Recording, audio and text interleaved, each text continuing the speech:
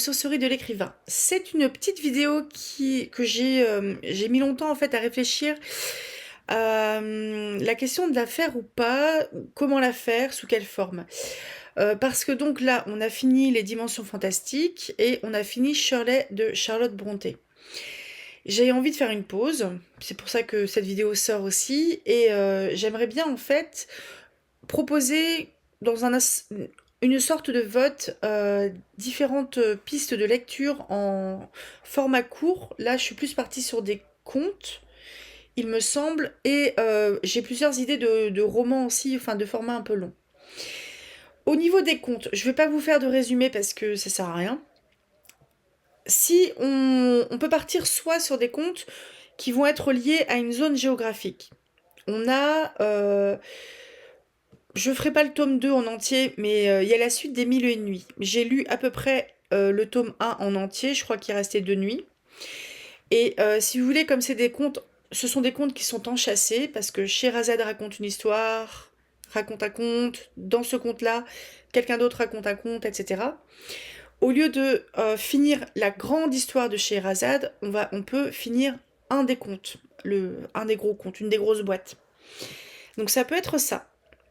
Sachant que honnêtement j'avais trouvé ça très long à lire, les Mille et une nuits, le premier tome, donc je pense que vraiment si je lis un des premiers récits enchâssés comme ça des Mille et une nuits, je fais une pause et je lis autre chose après. Parce que au final, il n'y a pas de fil conducteur, à part Scheherazade qui raconte l'histoire tous les matins, au risque de mourir ou pas. Et enfin, avec toujours cette épée de Damoclès que peut-être, je ne sais plus comment s'appelle son mari, va la tuer ou pas, quoi. Et ça peut être ça. Entre autres, en autre zone géographique. On peut partir sur la Bretagne. Donc j'ai des contes de l'Île-et-Vilaine d'Adolphe Aurin.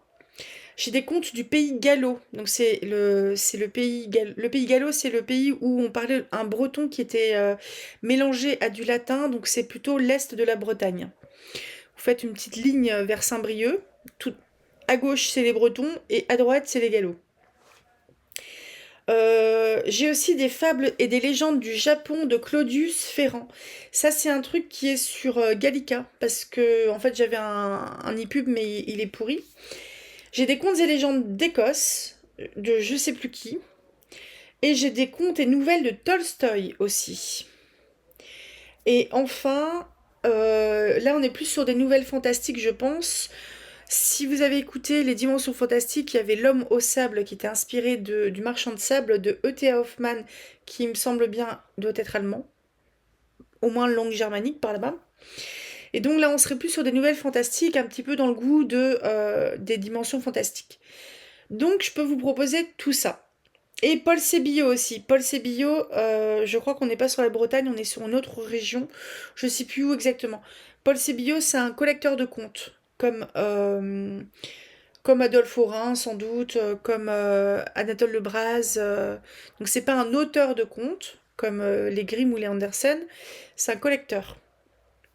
Ou Perrault. Il me semble que... les Grimm sont peut-être des collecteurs, j'ai un doute. Andersen, c'est un auteur. Perrault, c'est un auteur. Les Grimm, j'ai un doute. Ça fait trop longtemps que je les ai lus. Sinon, là, en passant sur quelque chose de peut-être un poil plus long. Je sais pas si vous vous souvenez, c'était en 2024, je proposais une playlist de Passe ton bac, en fait, en 2024. Donc, c'était les livres, plutôt libres de droit, qui étaient au programme du bac, qui sont toujours plus ou moins les mêmes. Il y en a plusieurs que j'avais pas lus parce que soit c'était Balzac et que je freinais des cas de fer parce que j'ai pas trop aimé La peau de chagrin. Donc c'est Mémoires de deux jeunes mariés, c'est un court roman épistolaire entre deux jeunes mariés qui se disent des lettres, enfin qui s'échangent des lettres. C'est assez court, mais le format lettres, ça peut rendre un peu casse-pied, je pense, à découper le roman. Mais ça, je le ferai à ma sauce, évidemment. Et il y avait deux pièces de théâtre de Marivaux. Il y a L'île des esclaves, qui est court, il n'y a que six personnages. Je pense que je le fais d'une traite, ça fera une seule vidéo. Il y a un seul acte. Et il y a Les fausses confidences, je me souviens plus de l'histoire. De Marivaux aussi, il y a 3 actes, mais ça a l'air d'être plutôt court, comme il n'y a que du dialogue, il y a très peu de didascalie ou de description. Ce que je pensais faire, c'est tout enregistrer, tout bien monter, tout bien, et les sortir genre à 10 minutes l'une de l'autre. Comme ça, poum, vous avez tout d'un coup. Parce que je pense que s'il y a une petite pause d'une semaine entre deux actes, vous allez rien paner. Moi non plus. Donc je pense que je pense que dans le cadre du théâtre, le meilleur moyen c'est de faire tout d'un coup. En restant plus ou moins sur du. On n'est pas tout à fait sur du théâtre, mais j'avais pensé à l'Iliade et l'Odyssée. Pourquoi je dis plus ou moins du théâtre? Parce que l'Iliade et l'Odyssée, donc ce sont des textes qui ont été écrits par Homère il y a très longtemps, je ne sais plus exactement quand, que j'ai déjà écouté en livre audio, mais je les ai aussi donc sur de vieilles traductions libres de droit, je les ai en e-pub, et j'aimerais bien en fait, là ça va être des choses qui sont un peu plus longues, autant l'Iliade que l'Odyssée, je les ferai pas forcément à la suite l'une de l'autre, je sais pas encore. Je pense que c'est pas très important de les lire à la suite. Mais si je lis l'Iliade, je lirai l'Odyssée. Pour vous resituer rapidement ce que c'est. L'Iliade, c'est Ulysse qui part avec ses compagnons en bateau pour aller faire le siège de la ville de Troie pendant 10 ans, parce que bah, c'est un siège qui tient très bien. Et jusqu'à ce que du coup il se passe enfin jusqu'à ce que la ville de Troie soit défaite. Enfin je pense que la défaite elle est vraiment des deux côtés. Et l'Odyssée, c'est Ulysse qui retourne chez lui avec des compagnons qui meurent tout le long du chemin. Et si vous voulez, l'Iliade ça dure 10 ans. Et l'Odyssée, donc le retour à Ithaque, c'est 10 ans aussi. Ce qui veut dire qu'il est parti 20 ans. Il a laissé sa femme et un petit garçon. Et il revient retrouver sa femme et son garçon, c'est un homme, etc. La femme d'Ulysse, c'est Pénélope qui a plein de prétendants, comme c'est la reine, et réputée veuve parce que bah, les informations à l'époque, ça circulait pas trop bien. Donc il y a des prétendants qui veulent l'épouser et elle dit oui, mais quand j'aurai fini ma tapisserie, et en gros tous les soirs elle défait ce qu'elle a fait la journée. Ou tous les matins, enfin bref, un truc comme ça. Donc ça peut être ça. Et donc, pour les romans, je vais essayer à peu près de les ranger par genre, parce qu'on a l'imaginaire de manière générale. On a des choses qui vont être plus de l'aventure, ou peut-être plus aussi de comédie de mœurs, peut-être. Mais par exemple, si on veut rester dans le monde de l'imaginaire, on peut avoir Belphégor ou le fantôme du Louvre. Je ne me souviens plus qui c'est, donc je vais vous le dire tout de suite. Belphégor, c'est un roman policier, appelé également roman ciné, d'Arthur Berned. L'histoire commence au musée du Louvre, dans la salle des dieux barbares, où un veilleur de nuit surprend une étrange silhouette qui semble vouloir s'en prendre à la statue de Belphégor, dieu des Moabites. Pourchassé par le gardien, le visiteur fantomatique disparaît mystérieusement. La nuit suivante, il se manifeste à nouveau et assomme un autre gardien retrouvé mourant le lendemain matin à côté de la statue renversée. L'inspecteur Ménardier, chargé de l'enquête officielle, n'apprécie guère qu'un jeune journaliste intrépide s'intéresse de très près à l'affaire. Le célèbre détective privé Chantecoq se lance aussi sur la piste du fantôme. Donc je me disais, pourquoi pas, ma foi, Belphégor. Donc on est plutôt sur du policier, mais je crois qu'on était sur du mystérieux aussi, et il me semblait bien qu'il y avait quelque chose d'un petit peu fantastique. Est-ce que c'était un fantastique un peu dans le goût du fantôme de l'opéra, ou peut-être qu'il y a un fantôme, peut-être pas, ou est-ce qu'on est vraiment sur du policier à la Sherlock Holmes où il n'y a jamais rien de fantastique? Je sais pas. Dans le côté roman gothique, donc c'est un des romans qui a lancé le roman gothique, c'est l'Italien ou le confessionnal des pénitents noirs. C'est un roman gothique de Anne Radcliffe qui est publié en 1797 et traduit la même année. Les événements décrits se déroulent en 1764, 33 ans avant la sortie du livre. C'est la dernière œuvre publiée du vivant de l'auteur. L'histoire se passe au XVIIIe siècle en Italie, où un jeune noble de Naples, Vincentino di Vivaldi, rencontre une belle demoiselle, Elena Rosalba, tombe amoureux d'elle et veut l'épouser. La mère du jeune homme, la marquise, qui s'y oppose, demande au mystérieux moine Schedoni d'enlever Elena.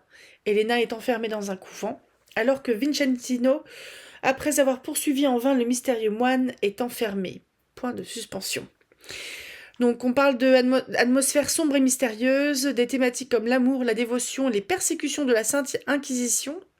Fun. On y trouve par ailleurs des problématiques importantes à l'époque de la Révolution française, comme la religion, l'aristocratie et la nation. On parle de dissimulation et de travestissement et de personnages tourmentés. Je ne connais pas du tout. Ça me fait rire, il y a des gravures sur la fiche Wikipédia sur l'italien et on est un petit peu dans le « Ah mon Dieu !» C'est tout à fait un... Vous pouvez tout à fait lire le résumé sur Wikipédia. Toujours dans le côté fantastique avec des choses qui vont être très connues, des grands classiques. Il y a le portrait de Dorian Gray de Oscar Wilde. Après, c'est pas grave si ce sont des romans qui sont courts ou longs. Je préférerais du court, mais si c'est long, c'est pas grave. Résumé.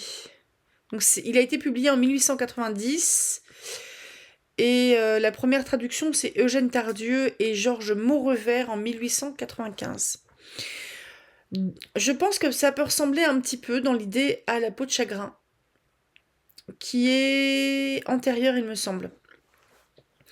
Dorian, jeune dandy londonien d'une rare beauté, fait la connaissance de Lord Henry Wotton, dit Harry, chez son ami Basil Hallward, un peintre reconnu. Ce dernier vient d'achever le portrait du jeune homme, un chef-d'œuvre qu'ils contemplent tous les trois.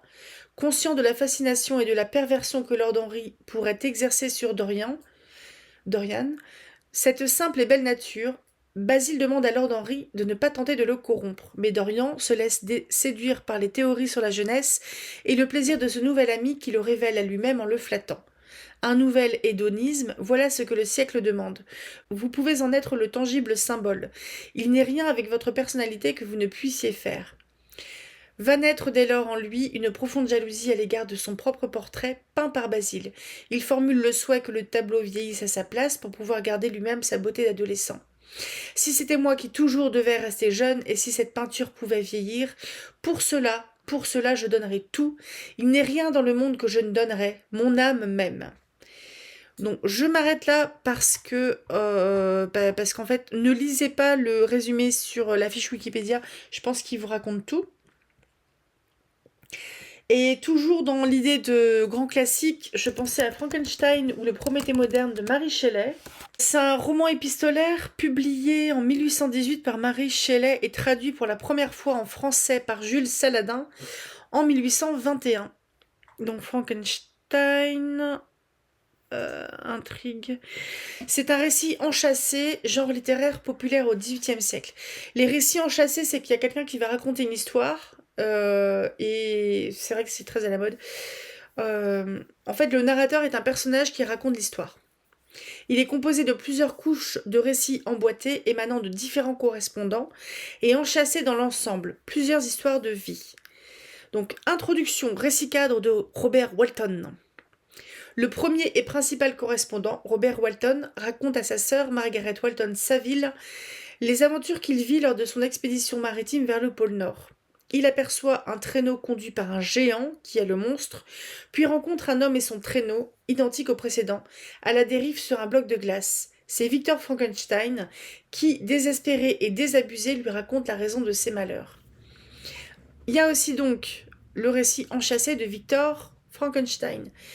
Il est issu d'une famille relativement nombreuse qui s'est fixée à Genève. D'abord étudiant en philosophie naturelle, il s'est découvert une passion pour la pierre philosophale, donc qui permet d'atteindre l'immortalité, et est parti poursuivre ses travaux à Ingolstadt. Ses progrès lui ayant rapidement permis de découvrir le moyen de donner la vie, il se consacre corps et âme à ce projet, qui l'occupe pendant des mois, et réussit à assembler un être surhumain mais d'aspect très repoussant. Lorsque cette créature accède à la vie, Frankenstein, horrifié, prend la fuite. Je m'arrête là pour le moment, mais bon, en gros, on est un petit peu dans une histoire de qui est le monstre de Frankenstein, donc le scientifique, ou de son monstre. Je l'ai écouté en livre audio il y a pas mal de temps, il y a peut-être 3 ans je pense, j'ai vraiment aimé, mais de mémoire Frankenstein il est quand même pas mal dans la plainte, enfin il est chiant quoi. Il est pas mal dans la plainte, puis c'est un peu facile, hein, on crée une créature et bah, on le laisse se démerder, tiens. Autre gros truc classique, Dracula de Bram Stoker. Roman épistolaire de l'écrivain Bram Stoker publié en 1897. Jonathan Harker, en voyage d'affaires en Europe de l'Est, décrit son périple à travers l'une des régions les plus isolées de l'Europe. Jeune clerc de notaire, il part à la rencontre d'un noble de Transylvanie, le comte Dracula, avec qui il doit engager une transaction immobilière. Au vieil hôtel de Bistritz, où il séjourne avant la dernière étape du voyage, une lettre de Dracula l'attend. Jonathan se repose avant de partir le lendemain pour le col de Borgo. Donc c'est le col de Tiouta, je ne sais pas comment le dire, parce qu'il y a une petite virgule sous le T. Donc c'est où l'attendra la voiture du comte. Le propriétaire de l'hôtel et son épouse essaient de dissuader Jonathan de se rendre au château de Dracula, l'avertissant que le lendemain est le jour de Saint-Georges et qu'à la veille à minuit, le mal est à son apogée. Quand il insiste sur son devoir, l'épouse de l'aubergiste lui offre un crucifix, que ce dernier refuse dans un premier temps, y voyant de l'idolâtrie avant de l'accepter. Sur le trajet de la diligence, ses compagnons de voyage, en apprenant où il va, le traitent avec une sorte de sympathie préoccupée, lui donnant des cadeaux et le protégeant avec des charmes. Donc des charmes, des gris-gris, quoi. Bon, bref, il va aller jusqu'au château de Dracula, c'est un peu méga flippant, et il finit plus ou moins enfermé, prisonnier, et c'est super flippant, en gros.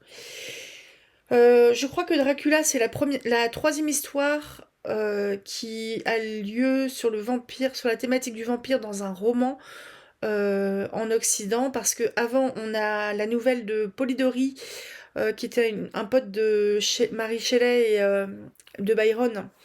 C'est le vampire. Donc c'est une nouvelle d'une 20aine de pages, il me semble.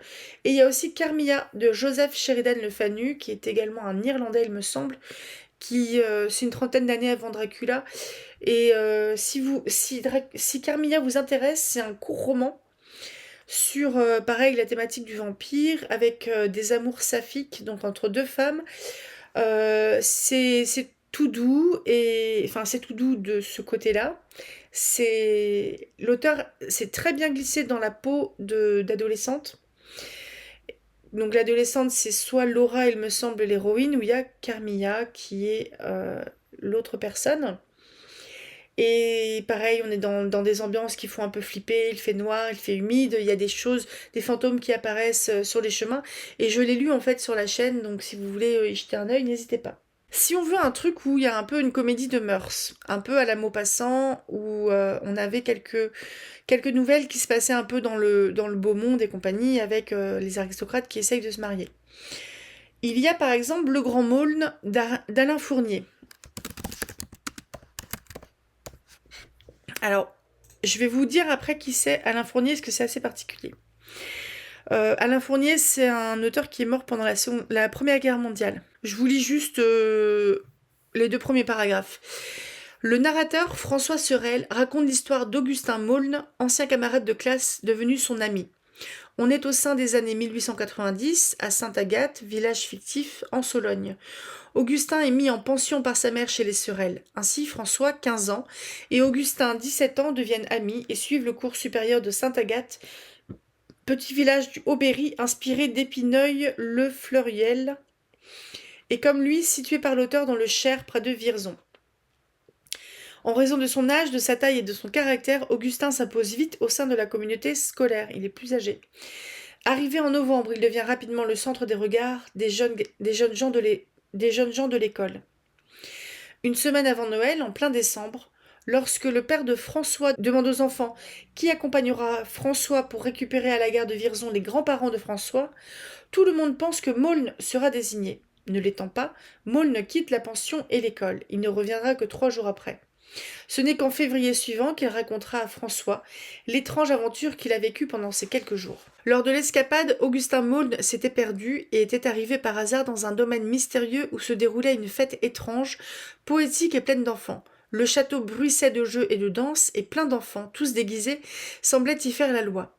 Maulne avait appris que cette fête était donnée à l'occasion du mariage de Franz de Galais et de sa fiancée Valentine Blondeau. Parmi les festivités, des promenades en barque sur un lac étaient proposées aux invités. Maulne y avait rencontré une jeune fille, Yvonne de Galais, la sœur de Franz. Il en était tombé instantanément amoureux, mais n'avait fait que la croiser plusieurs fois. Par la suite, il l'avait perdue de vue. Quant au mariage prévu, il n'avait finalement pas eu lieu, car Valentine, la fiancée de Franz, avait disparu. Elle avait finalement refusé de l'épouser. Donc je m'arrête là, il y a à peine un tiers de l'histoire. Je crois que c'est un livre qui a un peu fait scandale à l'époque, parce qu'il me semble que ça va parler de liaison extra-conjugale. Et que Maulne, il est pas forcément... alors j'ai jamais vu de... S'il y a des adaptations, il me semble, avec Daniel Auteuil, je l'ai jamais vu. Mais on est plutôt sud de la France, dans la campagne, et on touche un petit peu au scandale des relations de l'époque. Alain Fournier, c'est qui ? Donc c'est un auteur qui est mort à l'âge de 27 ans dans la Meuse. Il est mort en 1914. Et c'est un auteur qui pourtant a déjà écrit pas mal. Mais Le Grand Maulne, c'est son unique roman achevé, qui est paru en 1913. Je vous dis l'histoire, parce que c'est vraiment tristou. C'est que Alain Fournier, il faisait partie, il était lieutenant de réserve. Je crois qu'ils ont tiré par erreur sur des ambulanciers allemands qui devaient porter des armes, parce que eux, les ordres qu'on leur avait donnés, c'était si vous voyez les soldats allemands qui sont armés, vous leur tirez dessus. Donc ils ont tué des ambulanciers allemands, des soldats. En représailles, du coup, les Allemands sont venus les canarder, et il y a tout un régiment comme ça qui a été tué. Et leurs corps ont été perdus, enfin ont été enterrés quelque part, mais perdus pendant des années et des années. Voilà, leurs corps ont été retrouvés en 1991. Ils étaient une vingtaine à avoir été abattus. Et donc voilà. Je trouvais que c'était intéressant, c'était quand même méga triste. Donc il a écrit en entier Le Grand Maulne, sinon il avait des brouillons de manuscrits. Il est connu pour sa correspondance, courrier littéraire, etc. On parle de... après, toutes les publications sont posthumes. C'est dingue, n'empêche, parce que son premier roman paru de son temps, de vie, c'est Le Grand Maulne en 1913, mais après, les publications, ça va jusqu'en 2020. Mais il n'a publié de son vivant que Le Grand Maulne. Je trouve que c'est méga triste. Enfin, c'est quelqu'un qui a vraiment été foudroyé en pleine vie, quoi. La Dame aux camélias d'Alexandre Dumas fils. Donc c'est sorti en 1848. La Dame aux camélias raconte l'amour d'un jeune bourgeois, Armand Duval, pour une courtisane, Marguerite Gauthier, atteinte de tuberculose. Elle a pour habitude de porter à son buste des camélias de différentes couleurs, blanc quand elle est disponible pour ses amants, rouge quand elle est indisposée. La narration constitue un récit dans le récit, puisque Armand Duval raconte son aventure au narrateur initial du roman.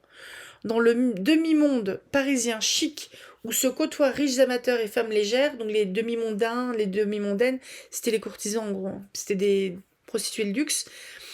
Le jeune Armand Duval tombe amoureux de la jeune et belle Marguerite Gauthier, une des reines de ce monde éphémère de la noce. Armand, l'amant de Marguerite, obtient d'elle qu'elle renonce à sa vie tapageuse pour se retirer avec lui à la campagne non loin de Paris, car jaloux des nombreux hommes qui l'entretiennent. Mais la liaison est menacée par le père d'Armand, qui obtient de Marguerite qu'elle rompe avec son fils, sous prétexte que son autre enfant, la jeune sœur d'Armand, doit épouser un homme de la bonne société. Jusqu'à la mort de Marguerite, Armand sera persuadé qu'elle l'a trahi avec un nouvel amant et quitté volontairement. La mort pathétique de Marguerite, abandonnée et sans ressources, conclut l'histoire racontée par le pauvre Armand Duval lui-même. C'est le fils d'Alexandre Dumas qui, donc le père Dumas, il a été très très très très prolifique comme auteur. Alexandre Dumas fils, c'est plus restreint. J'ai l'impression qu'il est surtout connu pour La Dame aux Camélias. Il y a beaucoup de pièces de théâtre aussi. Il y a une dizaine ou une quinzaine de romans, 20-30 pièces de théâtre, des collaborations théâtrales, des essais.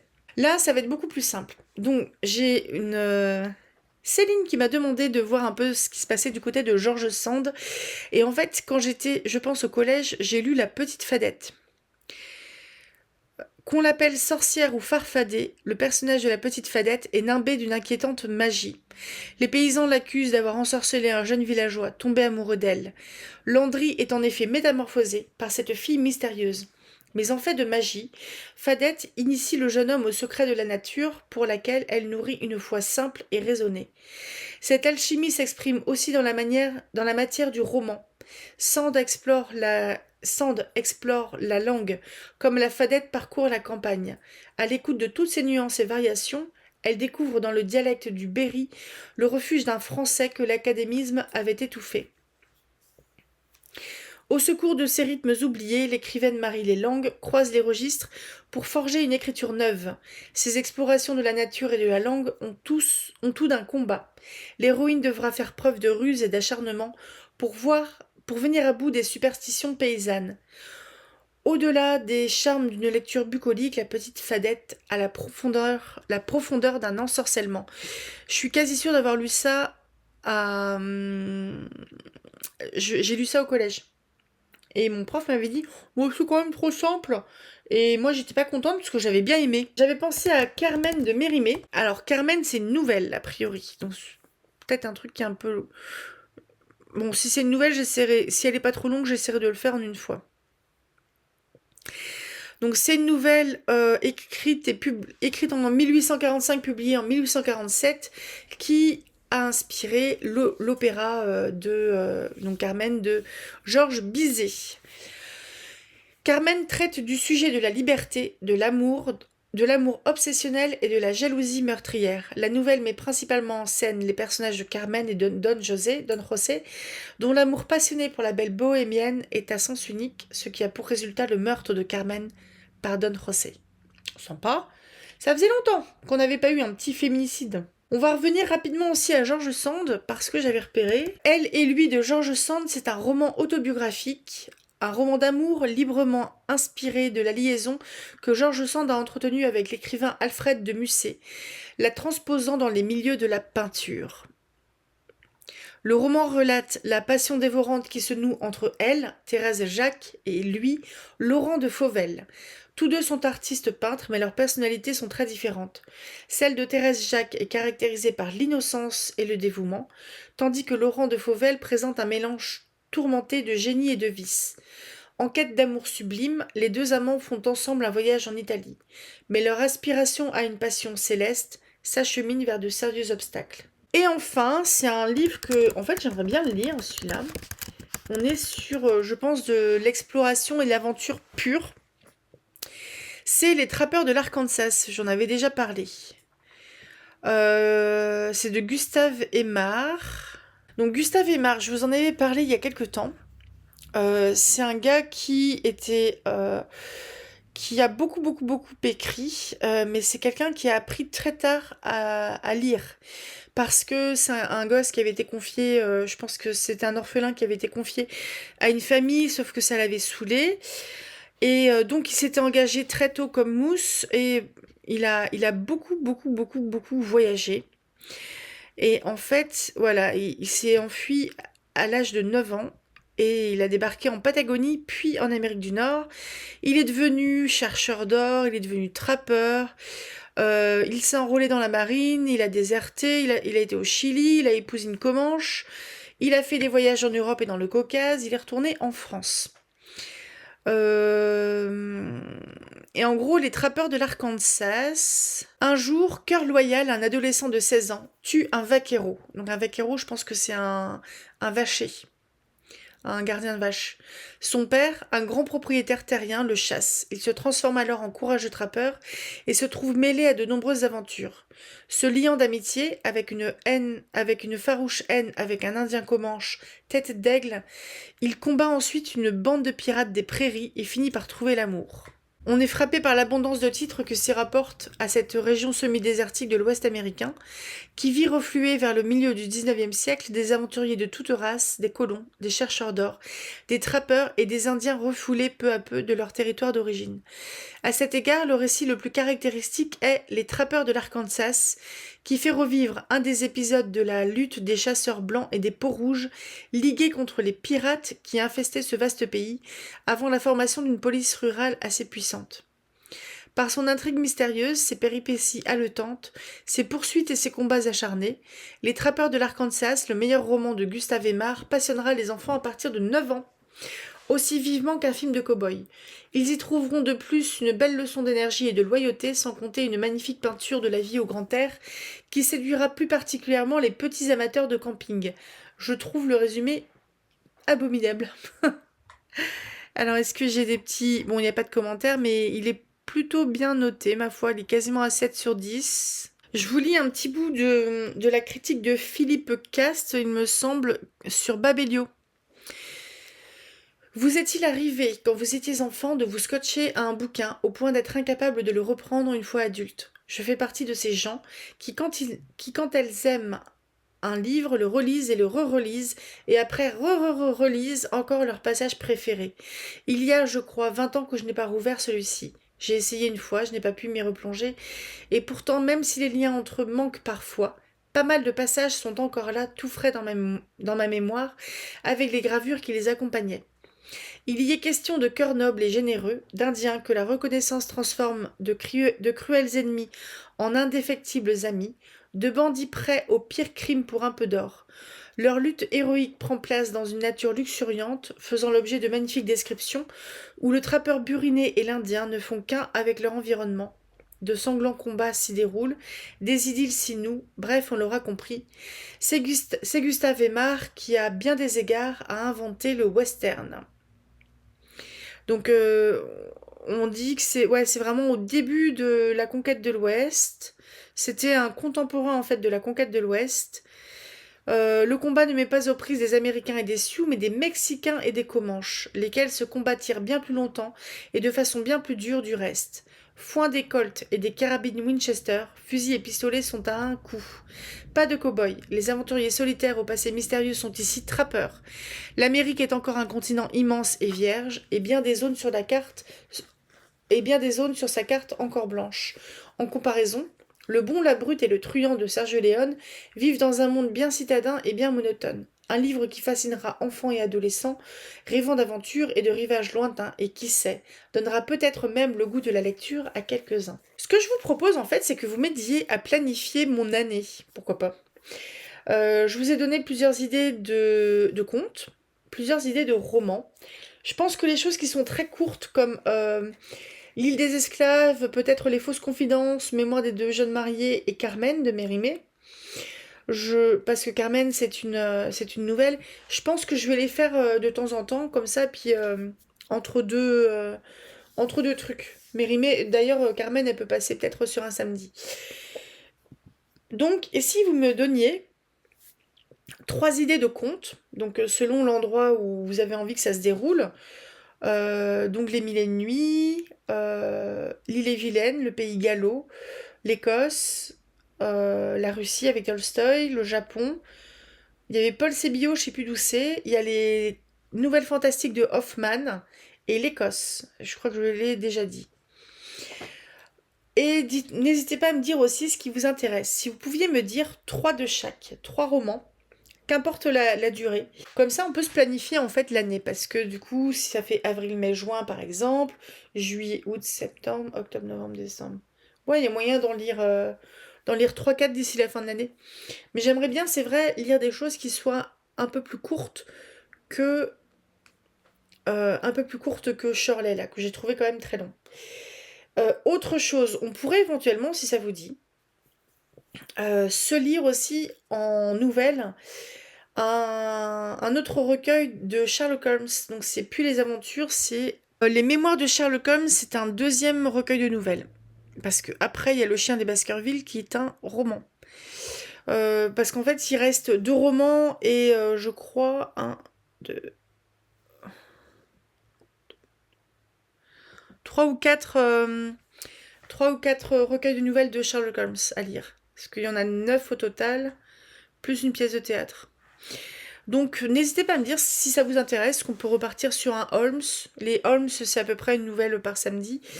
Par contre, je ferai peut-être pas le recueil en une seule fois parce que c'est long. C'est 10 ou 12 nouvelles. Donc n'hésitez pas à me le dire. Je vous souhaite un très bon, je sais pas quand, je sortira cette vidéo, peut-être le week-end, peut-être un mercredi. Je prendrai vraiment compte de vos commentaires. Ça va être plus facile en fait que vous répondiez par commentaire que en faisant en fait un espèce de vote par QCM. Donc si essayez de juste si vous avez juste en tête en fait le truc qui se passe en Arkansas ou des trucs comme ça pour que je puisse m'y retrouver, mais je prendrai vraiment en compte vos désirs. Donc voilà, je vous souhaite une très bonne journée, lisez tout plein, rêvez tout grand et à tout bientôt.